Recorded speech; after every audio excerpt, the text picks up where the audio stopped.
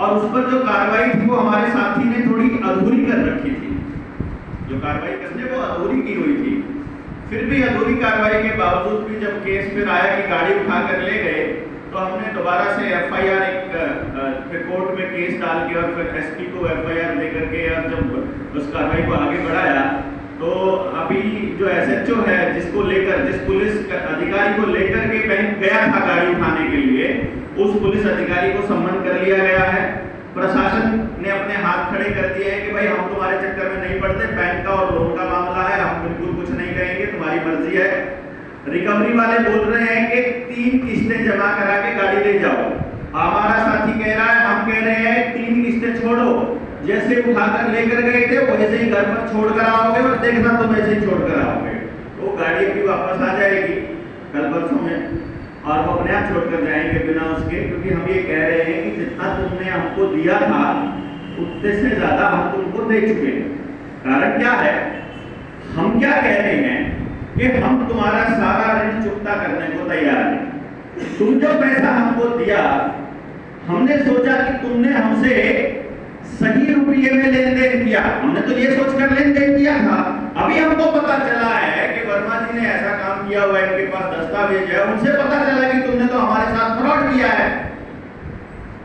समझे ना भाई, जितना सोना तुम्हारे 4 लाख रुपए में आता है, उतना ही सोना हमारे 100 रुपए में आता है। क्योंकि हमारा जो सोना है, हमारा जो रुपया है, उसकी तो वैल्यू वो होगी ना जो कानून कहता है। तो कानून के हिसाब से जो हमारा रुपया है, उसकी कीमत 100 रुपए में उतना ही सोना ले सकते हैं जितना सोना तुम्हारा 4 लाख रुपए, तुम्हारे कागज के टुकड़े 4 लाख में खरीदते हैं। तो अब उनको जवाब देने को मिलता नहीं है, क्योंकि कानून है ही नहीं इससे कम का, डिवैल्यूएशन का कोई कानून ही नहीं है। जिसने भी इस रुपये की वैल्यू को खत्म किया है उसको आजीवन कारावास होना तय है। लेकिन ये होगा तब जब देश के लोग खड़े होंगे अपने अधिकार मांगने के लिए। इसीलिए हम शुरू में क्या कर रहे हैं कि आप लोगों के बीच में से ही कोई भी साथी, कोई भी, आप अपने रिश्तेदारी में, जानकारी में ऐसा व्यक्ति ढूंढिए जिसके बाकी रास्ते बंद हो चुके हैं। जमीन नीलाम होने वाली है, फैक्ट्री नीलाम होने वाली है, हमको दीजिए केस, मृत्युंजय भाई से बात कीजिए। कुछ नहीं करना, आकर पूरी बात नहीं समझानी, कुछ नहीं समझाना, आपने सिर्फ लोन अकाउंट की स्टेटमेंट, लोन अकाउंट होता है ना, जो लोन का अकाउंट होता है, उस लोन अकाउंट की स्टेटमेंट और बैंक का नोटिस, आखिरी नोटिस, उसकी सिर्फ PDF भेजनी है, सिर्फ 2 कागज भेजने हैं और कुछ नहीं करना आपने। बाकी सब कुछ हमारी टीम करेगी। पैसे नहीं दे रहे हैं मतलब उस लोन के कहीं पर भी।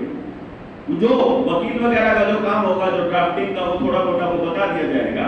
वो भी अगर कोई किसान ऐसा है जिसकी जमीन है, किसान क्रेडिट कार्ड KCC के नाम पर अगर कोई ऐसा केस है, कोई 1 लाख रुपया 2 लाख रुपया था और उसने बैंक ने उसको 4 लाख 5 लाख बना दिया है, ऐसा भी कोई केस अगर आपके पास आता है तो उस गरीब आदमी से कोई पैसा नहीं लेना है, हमारा वकील भी नहीं लेगा उससे हमने बोला है कि गरीब आदमी का पैसा नहीं लेना, ठीक है ना। कोई ऐसा है 10 लाख का, 15 लाख का, 20 लाख का है, तो वो जो ड्राफ्टिंग का थोड़ा बहुत पैसा लगता है सिर्फ वो लेंगे शुरू में। बाद में जब तुम जीत जाओगे तो फिर जो ये संगठन काम कर रहा है, जो भाई कर रहे हैं, इतना सारा तपस्या कर रहे हैं जो आप लोगों को जगाने के लिए, फिर इस संगठन को आप लोग अर्जी देना चाहें। मतलब देवेंद्र बल्लारा और घनश्याम वर्मा को कोई पैसा नहीं चाहिए, आप संगठन बढ़ाइए, लोगों को जगाने के लिए इसका इस्तेमाल किया जा सकता है उस पैसे का, तो ये किया जा सकता है। तो इसलिए आप लोग मस्ती में भी करना चाहते हो तो बैंक से लोन लेके मस्ती में करके देख लीजिए।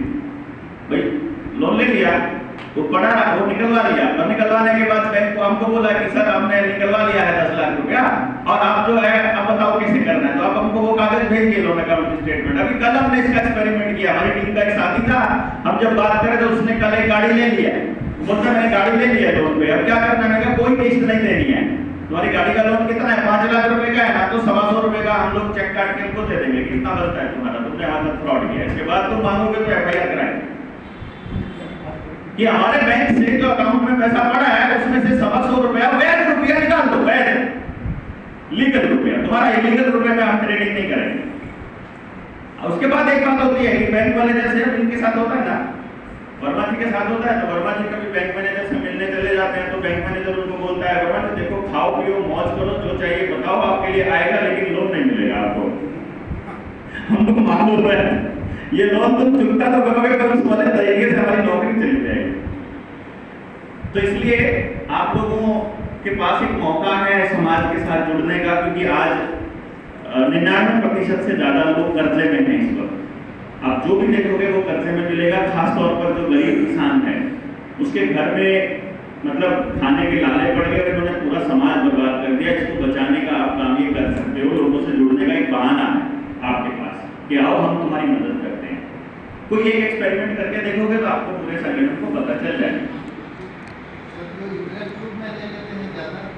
वो वापस आएगा।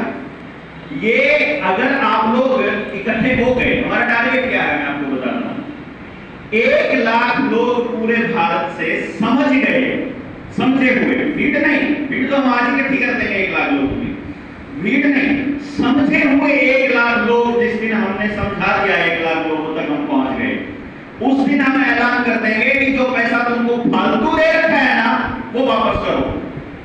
और ये वापस करने में इतना बनता है कि ये यहां रह नहीं सकते, इनको भागना ही पड़ेगा। और इनको ये मालूम है। अभी एक बार हेनरी किसिंजर बोला करता था, उसने ये कहा, इकोनॉमिक हिटमैन के नाम की उसकी किताब है, उसने एक बार ये कहा था रॉथशाइल्ड को कि भैया जी, और ये पूरा दस्तावेजों में है, उन्होंने कहा था कि अगर देश की जनता को रुपया कैसे छपता है इसके बारे में जानकारी बढ़ गई ना तो तुम्हारे सिर पे बाल नहीं मिलेंगे, लोग बात तुम्हारे को जान से मार देंगे। उसने ये बोली हुई बात है। उसी दिन पूरी दुनिया में क्रांति आ जाएगी, तुम्हारे षड्यंत्र का पर्दाफाश हो जाएगा। जो तुम ये बीमारियों के नाम पे, जो तुम ये पैसे के नाम पर, बैंकिंग के नाम पर, लोन के नाम पर और सत्ताओं को काबू करके जो करते हो टेलीविजन और मीडिया के जरिए, तो ये बात को पहले बोल चुके हैं।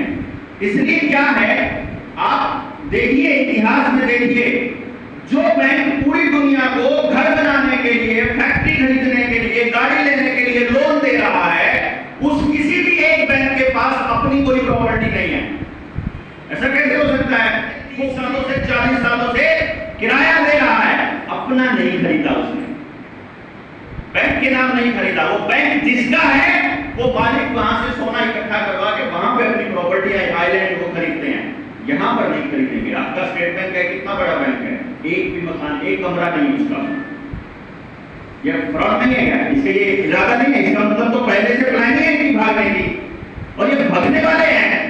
निर्मला सीतारमण का बयान आ चुका है, क्या एसबीआई को छोड़कर सारे बैंक प्राइवेट होंगे, ये तो आपने पढ़ा होगा ना, और एसबीआई भी होगा गारंटीड।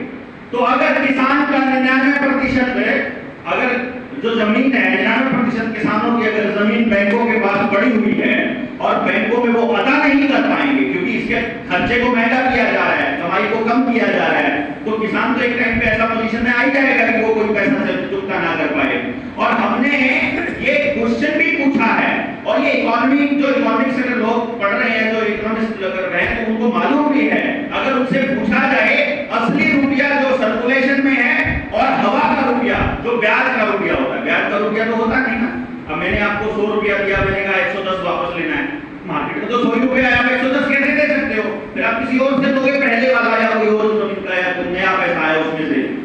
तो जो आज के टाइम भारत की इकोनॉमी है उसकी हालत ये है, 100 रुपए में से 10 रुपये असली है मार्केट सर्कुलेशन में और 90 रुपये केवल हवा के।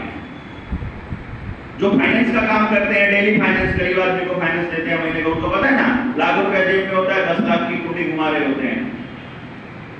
तो मार्केट में अगर 90% पैसा है ही नहीं है तो 90% किसानों की जमीन इसका मतलब नीलाम होने वाली है।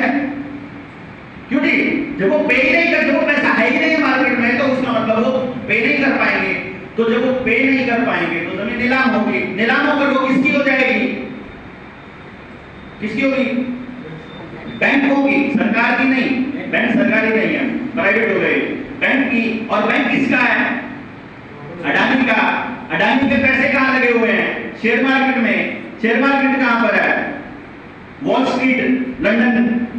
और लंदन चलाता कहां है वॉल स्ट्रीट को?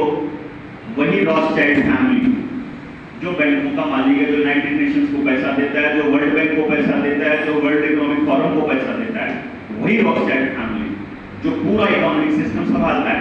इसका मतलब वो रॉथस्चाइल्ड फैमिली जो 1947 से पहले 1600 ईस्वी में ईस्ट इंडिया कंपनी के जरिए भारत में आया था अंग्रेजों को भेज करके, वही कंपनी अब दोबारा से इंडिया को फिर से गुलाम करने आ रही है। और ना केवल इंडिया को, पूरी दुनिया में जहां जहां इस बीमारी का प्रोपेगेंडा पिछले 3 साल से चला, उस हर देश को दोबारा अंग्रेज काबू करने वाले हैं। बोला जाता था ना, कहा जाता था ना कि अंग्रेजों का सूरज कभी नहीं डूबता। इसका मतलब पूरी दुनिया पर वो लोग बराबर रहे, उसी वक्त सेम टाइम पर पूरी दुनिया पर काबू कर रहे थे। ये उसका जवाब है जब गांव वाले पूछते हैं, और सिर्फ इंडिया में थोड़ी, ये तो पूरी दुनिया में हो रहा है, महंगाई तो पूरी दुनिया में हो रही है, मंदी तो पूरी दुनिया में हो रही है, तो भारत का ये पूरी दुनिया का ही खेल है, अंतरराष्ट्रीय ही षड्यंत्र है। उनको जमीन ही चाहिए। अभी उड़ीसा में सोने की खदान मिली है, वो खदान चाहिए ना। वो सोना अगर यहाँ से भेजना है, अगर यहाँ से कुछ और मोटा सामान धातु अगर भेजनी है, तो बड़े बड़े रोड और बड़ी बड़ी रेलवे चाहिए ना। अंग्रेजों ने रेलवे यहाँ पर बनाई, रेलवे की जरूरत क्या है बताइए? क्या जरूरत है? मेरे गांव में मेरे खाने लायक पैदावार हो रही है, मेरे बच्चे को पढ़ने के लिए स्कूल मिल रहा है, मेरे बच्चे को पढ़ने के बाद रोजगार के अवसर गांव में मिल रहे हैं, मेरे बच्चे के लिए सब कुछ अगर गांव में और आसपास के 10 किलोमीटर में मिल रहा है, जहां वो साइकिल से जा सकता है या जहां वो बैलगाड़ी से जा सकता है, तो मुझे रेल की जरूरत कहां है? मुझे सड़क की जरूरत कहां है? लेकिन इन्होंने ऐसा व्यवस्था बनाई कि गांव से लोग शहरों में जाने के लिए मजबूर हो जाएं। ना आपके बच्चों को पढ़ने के लिए गांव में कुछ मिले, ना नौकरी मिले, ना रोजगार मिले। अरे जो एक कंपनी पूरे देश को खाने को दे रही है, उस कंपनी का, अगर मैं इस बरगढ़ की अगर जगह का बात बताऊं, बरगढ़ में जो रिलायंस का स्टोर है, उस स्टोर को संभालने के लिए रिलायंस अपने पुत्र को भेजता है क्या? वो यही बरगढ़ का बच्चा तो है, यही तो बच्चा है ना, वहां पे काम करने वाले बरगढ़ के, यहाँ पे उस स्टोर को संभालने वाले बरगढ़ के, उसको मैनेज करने वाले बरगढ़ के, सब कुछ बरगढ़ का आदमी कर रहा है। तो बरगढ़ के आदमी को क्यों नहीं मिल रहा है वो रोजगार? और जब आप गांव में रहते हो, आपको खाने के लिए, अगर आपको कपड़ा, आपको पहनने के लिए कपड़ा चाहिए, खाने के लिए जो आइटम चाहिए, वो आप बड़ी कंपनी से खरीद रहे हो, जो सारा प्रॉफिट जो विदेश जा रहा है। अगर वही उतना ही पैसा आपके गांव में रह जाएगा, तो आपका गांव कभी गरीब नहीं होगा। लेकिन आप अपने नहू की कमाई सारी की सारी कंपनियों की झोली में डालते हो। चाहे टॉयलेट में भी यही काम हो रहा है, बाथरूम में भी यही काम हो रहा है, रसोई में भी यही काम हो रहा है, आपके ड्राइंग रूम में भी यही काम हो रहा है, आपके मोटरसाइकिल बाहर ट्रैवलिंग में भी कंपनियों को, हर चीज कंपनियों को, मोबाइल है, रिचार्ज है, सब कुछ कंपनियों को। गांव को तो कुछ दे ही नहीं रहे, देश को तो कुछ दे ही नहीं रहे। मीन्स ये पूरा का पूरा षड्यंत्र जो है सालों तक एक ही चीज पर गया कि जो आत्मनिर्भर हमारे गांव होते थे, हमारी रियासतें होती थी, हमको स्टेट बना करके फिर पूरा देश बना करके इन लोगों ने लूटा। इन लोगों ने एक देश बनाया और अब ये प्लान कर रहे हैं कि उड़ीसा के लोग भी वही वेशभूषा पहने। देखो सारे के सारे दिल्ली के जैसे पहने बैठे हैं, ये वेशभूषा नहीं है ना आपकी। उड़ीसा का तो ये नहीं है पहना हुआ, हमारे हरियाणा का ये नहीं है जो मैंने पहना हुआ है, ये नहीं है। धोती नहीं है पहना होता है, चलो कुर्ता पजामा भी होता है, लेकिन मोस्टली हम लोग क्या करते थे कि हम लोग अपना स्थानीय उस कल्चर को बचाने की लड़ाई लड़ते होते थे। अब वो हमारे पास गर्व करने लायक कुछ बचा नहीं, इन्होंने ऐसे हालात बना दिए, हमारे बच्चों को भी ऐसा मंदबुद्धि बना दिया कि वो भी पूरा दिन मोबाइल में, इंटरनेट पे, यूट्यूब पे, नेटफ्लिक्स पे, ओटीटी पे लगे रहते हैं और सब बर्बाद होते जा रहे हैं। पढ़ाई हमारी ऐसी कर दी कि रट्टे मारी जाओ, रट्टे मारी जाओ, रट्टे मारी जाओ, पेपर दो, पेपर दे करके सिलेक्शन कितने का होना है? 0.1% से ऊपर सिलेक्शन नहीं होना। मतलब हमारे बच्चों का 99.9% फेलियर कंपलसरी है, गारंटी है, मतलब गारंटी फेलियर है। यानी आपके बच्चों की जिंदगी बर्बाद तय है, किसान की जिंदगी बर्बाद तय है, दुकानदार की जिंदगी बर्बाद तय है, क्योंकि दुकानदार जो चीज 1000 रुपए में नहीं दे सकता उसको ऑनलाइन 800 रुपए में दे पा रही है बड़ी कंपनी, क्योंकि बड़ी कंपनी का तो 20,000 करोड़ रुपया माफ हो जाता है, ये नहीं? बड़ी कंपनी का 20,000 माफ हो गया तो वो तो हर चीज पर 100 रुपए 200 रुपए आपको दे सकती है ना डिस्काउंट। तो आप 3 चीजें खरीदोगे, देखोगे दुकान पर तो ये 1000 की मिलती है, ऑनलाइन 800 की, दुकान पर ये 15,000 की मिलती है, और मोबाइल पर देखो 14,000 की, 1,000 का फायदा हो रहा है। उल्टा घर में देके जाएंगे, डिलीवरी घर पे होगी, चाहे वॉशिंग मशीन चाहे दूसरी आइटम। तो फिर आप 3-4 बार अगर आपने कंपेयर कर लिया उसके बाद जीवन में आप कभी कंपेयर नहीं करोगे, आपको आदत पड़ जाएगी ऑनलाइन खरीदने की, आप मान लोगे कि ऑनलाइन सस्ती ही मिलती है।